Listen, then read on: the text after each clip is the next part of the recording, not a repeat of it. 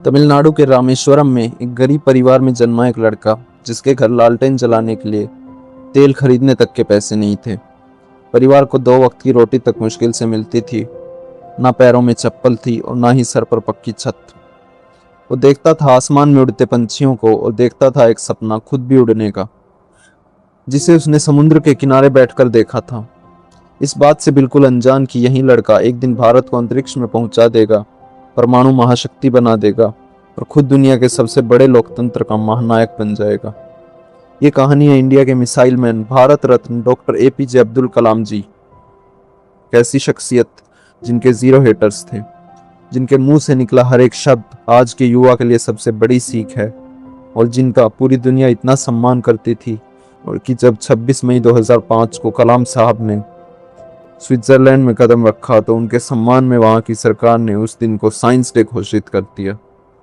लेकिन क्या आप जानते हैं, एक छोटे से कस्बे से निकलकर भारत के प्रेसिडेंट बनने तक का उनका सफर इतना मुश्किल था कि कोई आम आदमी हो तो दम तोड़ते। इनफैक्ट कलाम साहब ने एक बार अपनी जान लेने की भी कोशिश की थी। आज हम APJ अब्दुल कलाम की स्टोरी के बारे में बात करेंगे, जो आपको हर मुश्किल से लड़ने की हिम्मत देगी। कलाम का जन्म 1931 में रामेश्वरम में एक बेहद गरीब परिवार में हुआ था।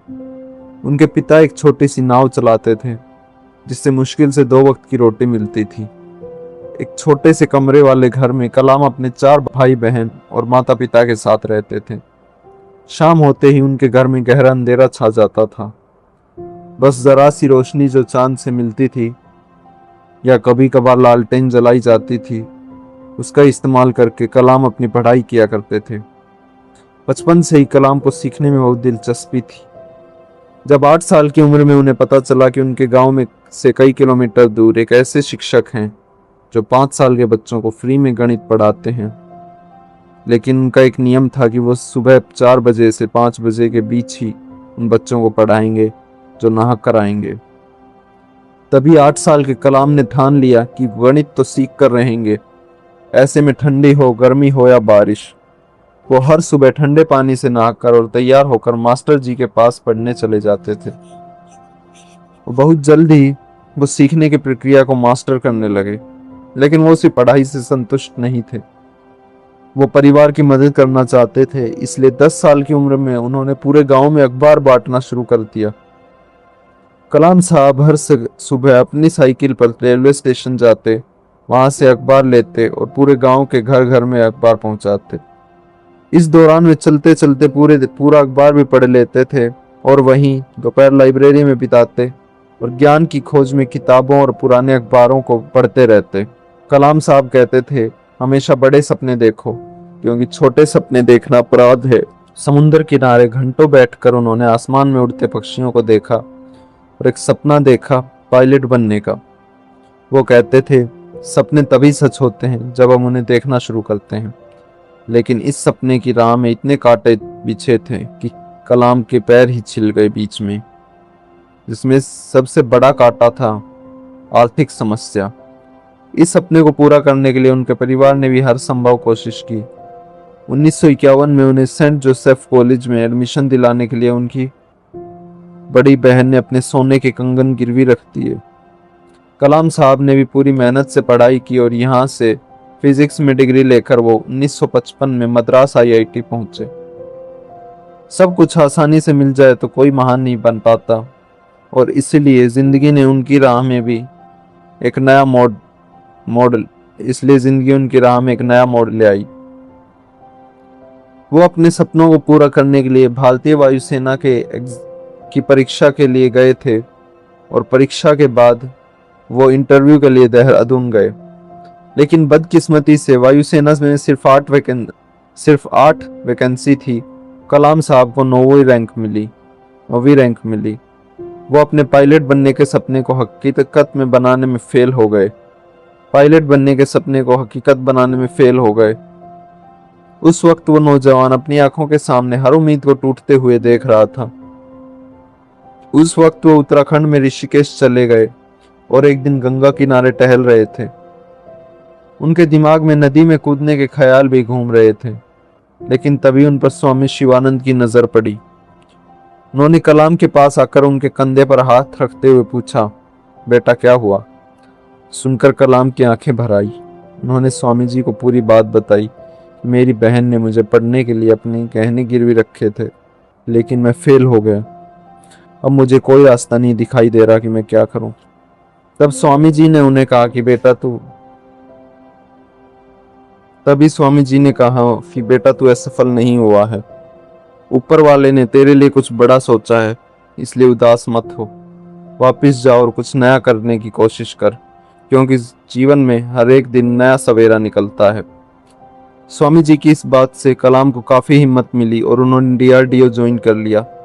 लेकिन यहाँ छोटे मोटे प्रोजेक्ट्स पर काम करके वो खुश नहीं थे।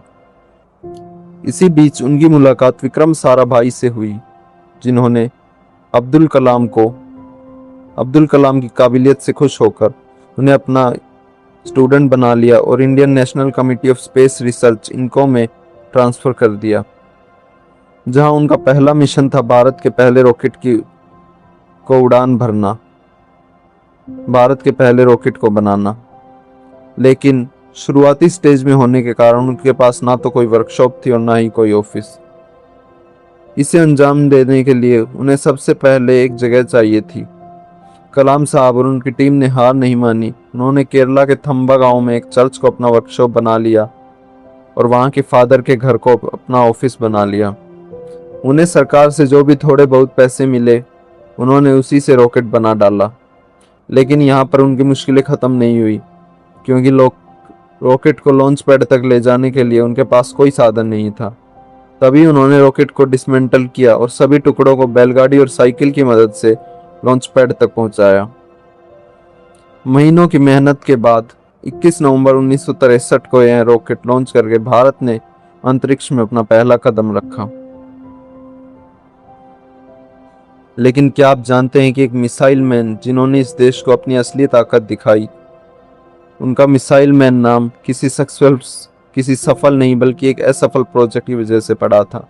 जी हाँ, साल 1959 में डॉक्टर अब्दुल कलाम भारत के पहले सैटेलाइट लॉन्च प्रोजेक्ट के डायरेक्टर थे, मगर उस वक्त जनता को स्पेस में जाने की कोई अहमियत नहीं पता था। इसलिए लोगों ने कई सवाल उठाए और उन्हें इस मिशन के लिए काफ़ी कम बजट मिला। लेकिन फिर भी सर एपीजे अब्दुल कलाम इस मिशन के लिए इतने ज़्यादा डेडिकेटेड थे कि उन्होंने अपने करियर में एक भी वीकेंड ऑफ नहीं लिया, कोई छुट्टी नहीं ली। इस बीच उनके पिता की मौत भी हो गई, लेकिन वो अपने लक्ष्य से भटके नहीं। उन्होंने अपने प्रोजेक्ट को अपनी निजी जिंदगी से भी ऊपर रखा।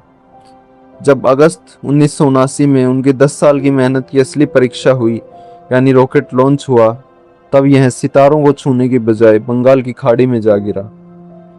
उस वक्त लोगों ने उन्हें काफी ताने मारे, काफी खरी खोटी सुनाई। ऐसे में किसी भी इंसान की हिम्मत टूट सकती है, लेकिन अब्दुल कलाम ने हार नहीं मानी। उन्होंने अपनी गलतियों पर ध्यान दिया और एक साल के अंदर 18 जुलाई 1980 के दिन उन्होंने एक सैटेलाइट का सक्सेसफुल लॉन्च करके भारत का झंडा अंतरिक्ष में लहरा दिया। इस नई सफलता ने उनके स्टेटस को बहुत तेजी से ग्रोथ दी, जिसके बाद उन्होंने भारत के बैलिस्टिक मिसाइल्स जैसे अग्नि और पृथ्वी के प्रोजेक्ट्स को भी सफलतापूर्वक पूरा किया, जिसकी वजह से उन्हें साल 1981 में पद्म भूषण, 1990 में पद्म विभूषण से सम्मानित किया गया। लेकिन जिस उपलब्धि के लिए उन्हें भारत रत्न से नवाजा गया वह थी पोखरण की। जी हाँ, अब्दुल कलाम भारत के कुछ महान वैज्ञानिकों और इंडियन आर्मी की टीम ने मिलकर अमेरिका की सैटेलाइट की आंखों में धूल झोंककर भारत का दूसरा न्यूक्लियर टेस्ट किया। इसके साथ ही भारत एक न्यूक्लियर सुपर पावर बन गया। इसी ने भारत को दूसरे देशों से अलग किया और उसको एक प्रीमियम पोजीशनिंग भी दी। आप में से काफ़ी कम लोग जानते होंगे कि कलाम साहब कुछ समय के लिए अमेरिकी स्पेस एजेंसी नासा में भी ट्रेनिंग के लिए गए थे। नासा के लोग कलाम से इतना इम्प्रेस हो गए थे कि उन्होंने उनको ऑफर किया कि आप हमारे यहाँ रहकर काम कीजिए, वैसे भी आपके देश भारत में रखा ही क्या है। लेकिन कलाम ने यहाँ पर एक अलग रास्ता चुना और भारत में वापस आकर उन्होंने अपनी भारत को स्पेस तक पहुंचाने की अपनी जिद पूरी की। इस बात के बावजूद भी अब्दुल कलाम को नासा का कोई भी वैज्ञानिक नफरत नहीं करता था, क्योंकि वो तो उनके भी रोल मॉडल थे। इसी तरह कुछ साल और बीते और फिर आया 25 जुलाई 2002 का वो ऐतिहासिक दिन जब सर एपीजे अब्दुल कलाम भारत के 11वें राष्ट्रपति बने। आपको यह जानकर गर्व होगा कि उन्होंने कभी भी अपनी प्रेसिडेंट सैलरी नहीं ली, बल्कि उस सैलरी को उन्होंने हमेशा गरीब और पिछड़े लोगों को दान कर दिया, ताकि वहाँ भी स्कूल बने और बड़े बड़े सपने देखने वाले बच्चों को उनकी तरह अपने बचपन में संघर्ष ना करना पड़े। मगर फिर 27 जुलाई 2015 के दिन हमने एपीजे अब्दुल कलाम को हमेशा के लिए खो दिया। हमेशा के लिए खो दिया।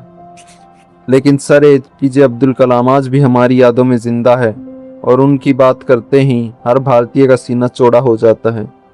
इसलिए आज मेरे लिए नहीं, बल्कि इस महान देशभक्त के लिए इस वीडियो को जितना हो सके शेयर करें और कमेंट बॉक्स में कलाम के बारे में 2 शब्द ज़रूर लिखें, और अगर कुछ नहीं तो मिसाइल मैन की जय हो लिखकर